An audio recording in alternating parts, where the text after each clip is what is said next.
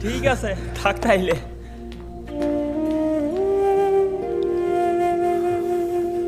আমি বোধহয় সে অবাকা ছিলাম যে চাইলেও বাড়ি যেতে পারে না।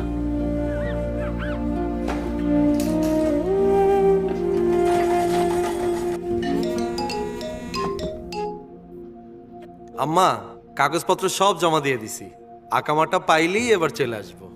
বাজার তোর মায়া নাই রে, তোর মায়া নাই, করে সাইরা তুই